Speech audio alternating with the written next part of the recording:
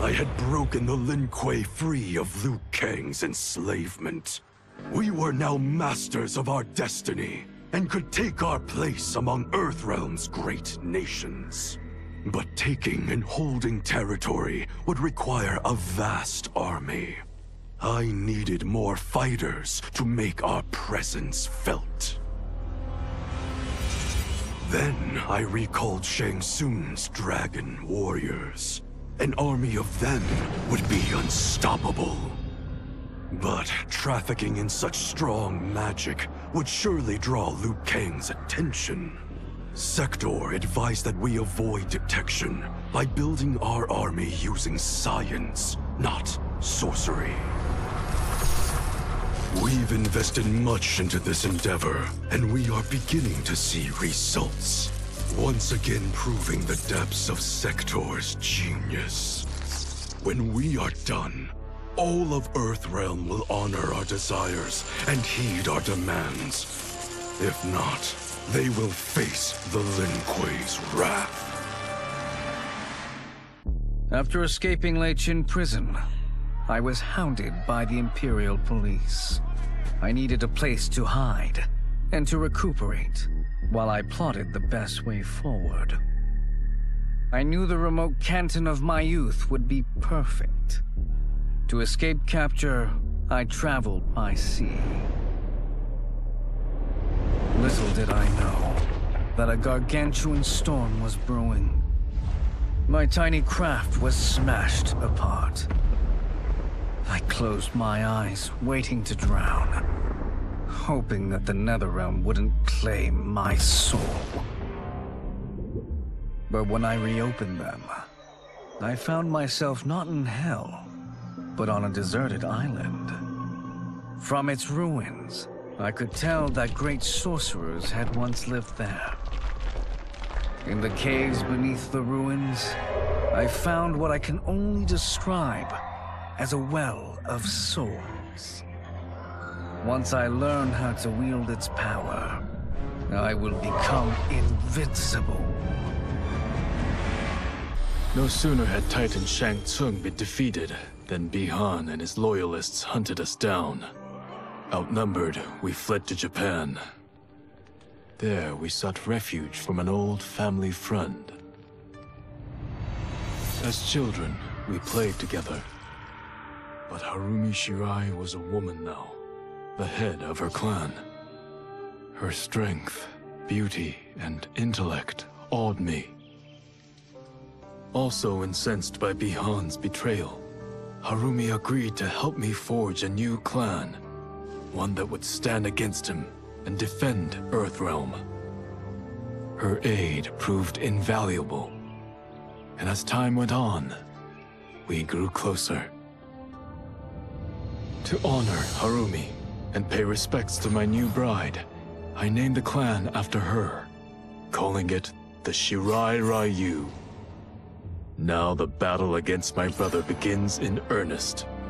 The Shirai Ryu won't rest until Bi-Han is defeated and the Lin Kuei's honor restored. Kuai Liang and I were working hard to build our new clan. But even with the help of his close friend Harumi, it was difficult. The biggest problem was finding the right initiates. Then, one night, while walking outside Harumi's compound, I was attacked. I thought at first it was a Lin Kuei assassin, but his strikes were too uncertain, too angry. My attacker, it turns out, was a boy. Homeless and hungry, his assault was born of desperation. He needed money so that he could eat. It was like looking at myself 15 years ago. I would have ended up just like him if the Lin Kuei hadn't taken me in. So I took the boy to Kuai Liang, who also appreciated his fire. We made him our first initiate. The boy's name? Hanzo Hasashi. While the regime had changed, little else had.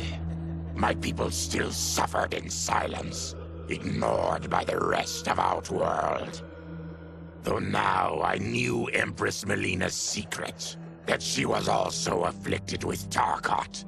If anyone would help, it would be her. But how to get an audience? Syzoth. He was the Empress's new emissary to the Zaterrans. I asked him to introduce us. At great personal risk, he agreed. And as I'd prayed, the Empress was willing to meet. Even better, she would visit the colony. She was shocked to see how we lived. She moved quickly to provide for our care and comfort. Thanks to the Empress and Syzoth, we Tarkatans are no longer pariahs. Until our disease can be cured, that will do. Though worried about how the public might react, I met with Baraka to discuss his Tarkatans. Speaking from his heart, he moved me. I agreed to visit his colony and see how his people lived. The conditions were atrocious. This was one of my mother's few mistakes. Like all Outworlders, she treated Tarkatans with scorn. What they deserved from us was compassion. And the only way to get it for them was to reveal my affliction. To show all my subjects that even an Empress could get Tarkat. The scandal my revelation caused was intense. But with the help of Kitana and Tanya, I emerged from it a stronger Empress than ever. My honesty, empathy, and resolve won over my remaining doubters. There is no longer any question that I am fit to lead the Empire. Quan Chi's defeat had cost me everything. For months I had furthered his plot, and now I had to start over. Saido's people were still in chains. That's when Rain approached me. On the run from Empress Mileena, he was desperate for help. And though I'd had my fill of sorcerers, this one was different. I agreed to provide him safe haven. He agreed to help topple Saido's government. And topple it we did. Rain summoned a wave so fast, so powerful, that it crushed the capital. Saido's fascist rulers were swept away. My people are finally free. They can chart their own course, needing only to follow their own desires. Their lives are now blessed by anarchy. To elude capture by Empress Mileena, I joined Havik's crusade in Saido. There I summoned more magic than I thought possible, and drowned out the old regime. Havik's longed-for anarchy had been achieved. He was more than satisfied. But I was left empty and broken.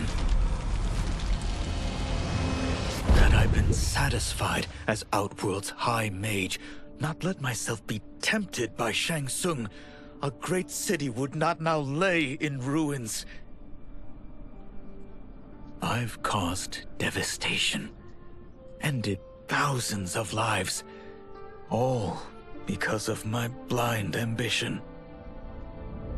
I've betrayed my oath, my sovereign, and my realm. These high crimes merit punishment, and I'll accept whatever the Empress gives me. My only ambition now is to one day be forgiven. With General Shao freed from prison, we began raising a new army against the royal family. Though many were eager recruits, few were good at soldiering. It was so bad, the general was forced to change tactics. He decided that we needed a doomsday weapon. That weapon isn't a thing, though. It is a monster. Onaga, the Dragon King. The General told me the old legends were true. That his ancient ancestor defeated Onaga, trapping him deep inside Mount Sagan. The Dragon King is still there today. His pent-up fury waiting to be unleashed. Because Onaga is so dangerous, the General wouldn't risk trying to tame him before. But now, he feels we have no choice. Though I likely won't survive, I accept this mission gladly. I can think of no greater honor than to give my life in the General's service. The battle had been lost, but the war isn't over.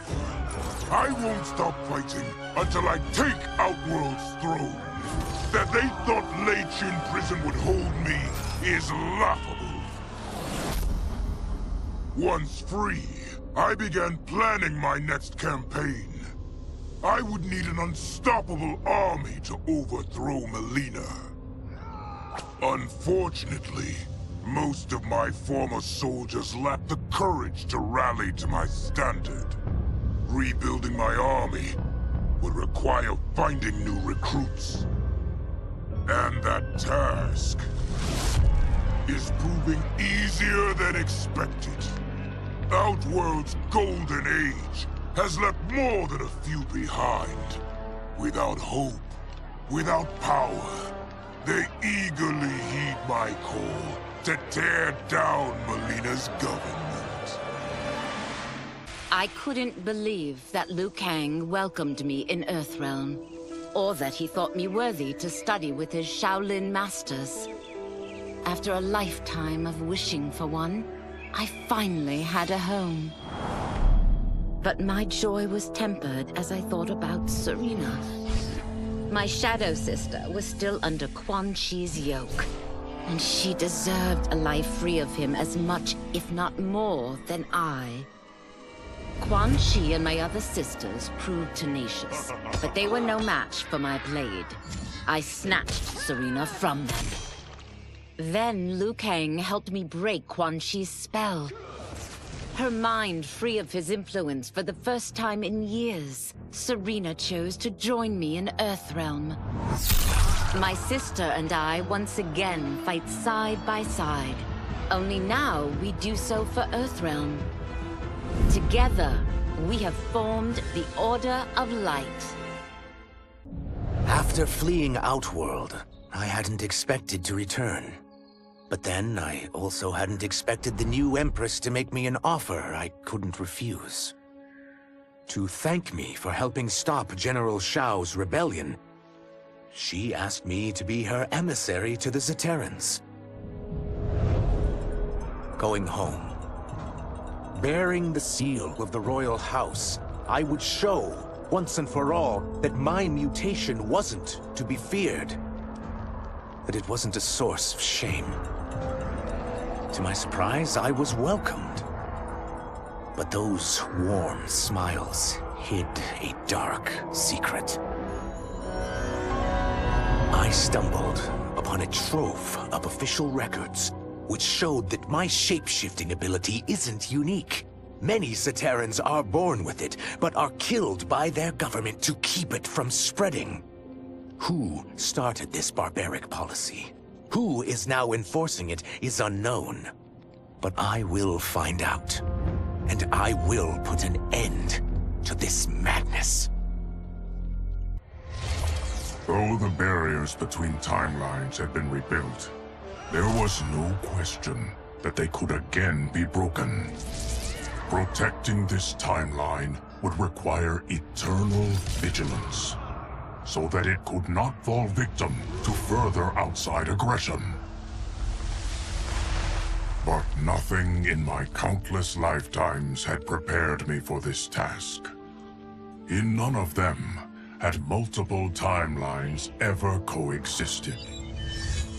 Monitoring them for threats was an entirely novel problem. It would require a novel solution. I discovered that though the timelines no longer touched, their meeting had left them intertwined.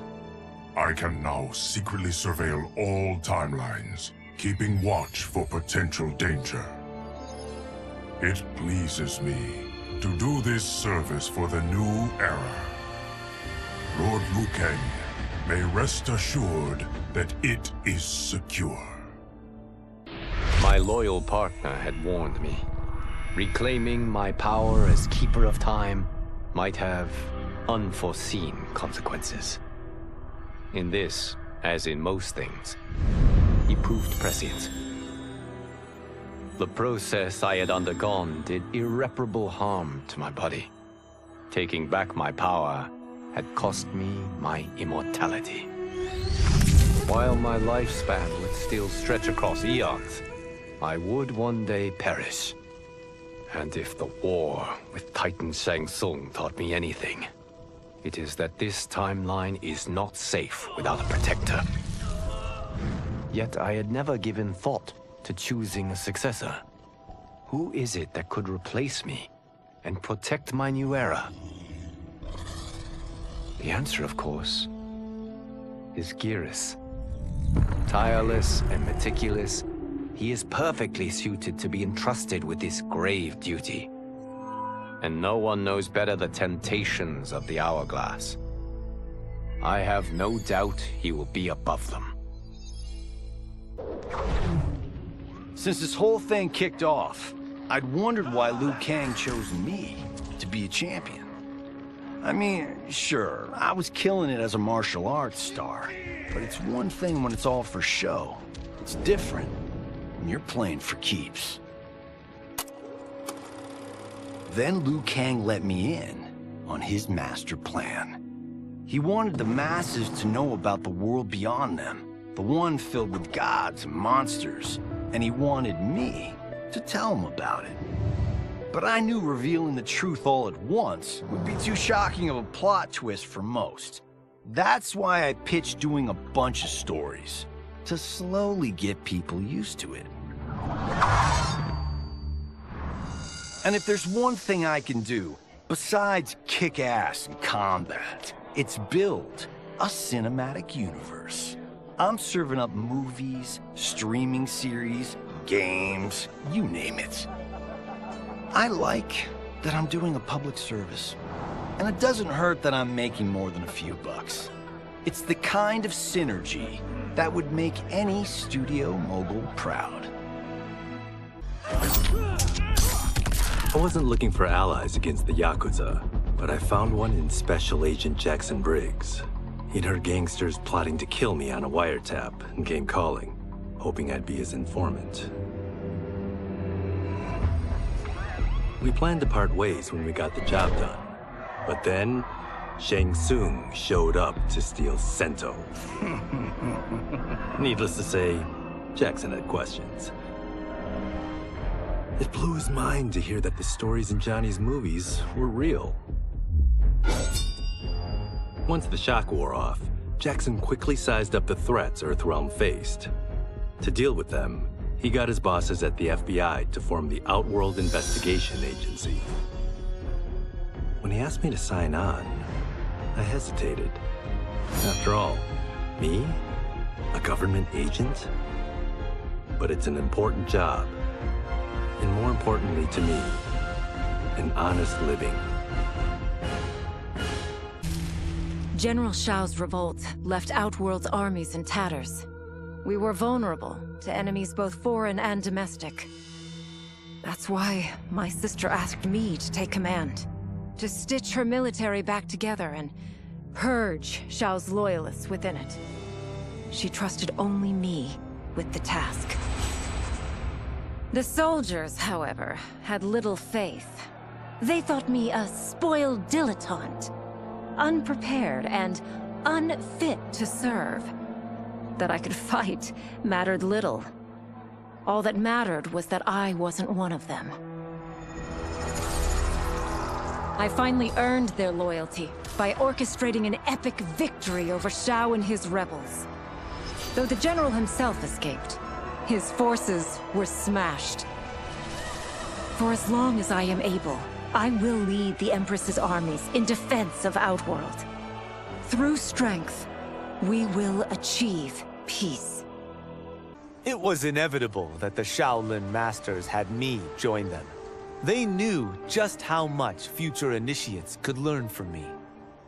Shujinko was one of my earliest. His ability to absorb anyone's powers and skills was amazing. With the right training, he could become our greatest champion.